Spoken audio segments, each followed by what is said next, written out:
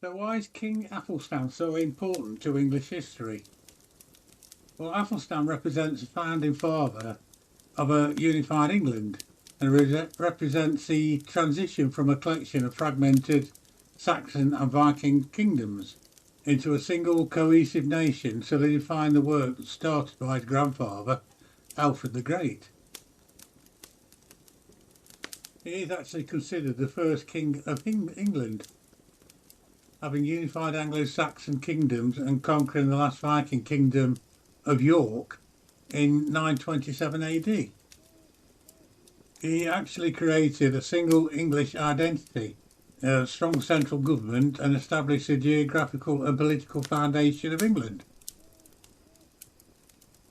Some people say his legacy lives on through his title, Rex Anglorum, meaning King of the English. Now, Athelstan's coronation was in 925. It was in Kingston upon Thames, and established it as a key royal centre at the time. And his impact should be celebrated today, really, but it's often overlooked because he's a true founder of England.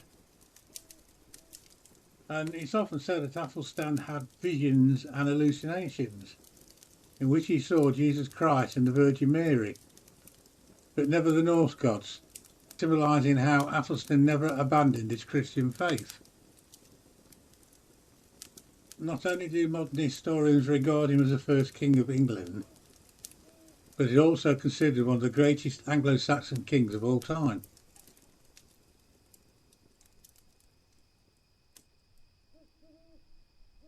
Athelstan was a son of Edward the Older, and he was a grandson of Alfred the Great.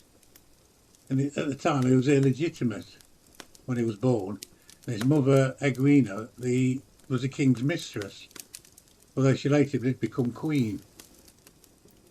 Yeah, and it's said that Edward the Elder was very fond of Athelstan, and he made him a knight at an early age, giving him a sword with a golden scabbard. And he also describes him as very handsome. And when King Edward died in 924, Athelstan, being the eldest son, was quickly proclaimed the king by the Mercians. Although contradictory, the West Saxons proclaimed as king Alfred. This was Edward's second eldest son, but Alfred followed his father to the grave within a month.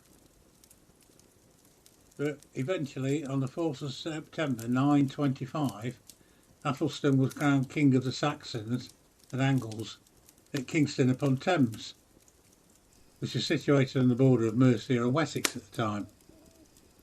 And he soon displayed a strong character and leadership qualities which enabled him to unite England, and is recorded as never having lost a battle, and was called Athelstan the Glorious.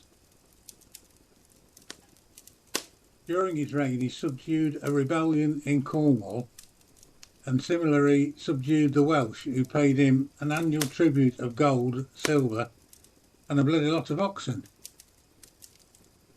And in July 927, near Penrith, the kings of Scotland and Strathclyde acknowledged him as overlord by swearing allegiance.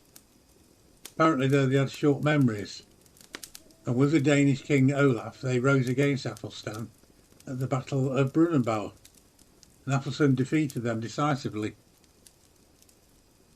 So now he'd done that, he could now claim to be king of all England. He was also determined to forge links with Europe, which he did by marrying his 4 half-sisters to European royalty. I think he sent 2 sisters to Otto I, the Holy Roman Emperor, telling him to choose which one he fancied. They were weird days, weren't they? Another thing Athelstan is famous for is overseeing the translation of the Bible into English, and he established a formal organisation for Masons, which may have led to Freemasonry in England, and he encouraged the establishment of burghs, where trade would become concentrated, which the idea was to discourage fraud and lay the foundation of a rural economy based on the market town. They say he was keen to promote commerce, but he banned Sunday trading.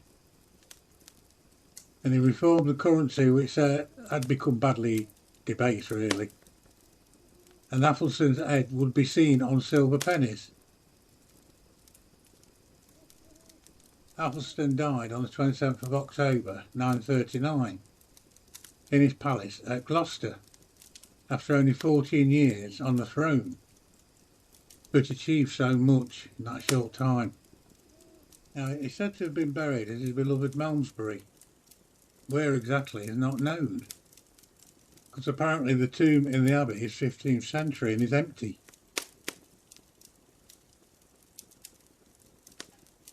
I guess this is part of his legacy, that 6 of Athelstan's surviving codes of law reveal stern efforts to suppress theft and punish corruption.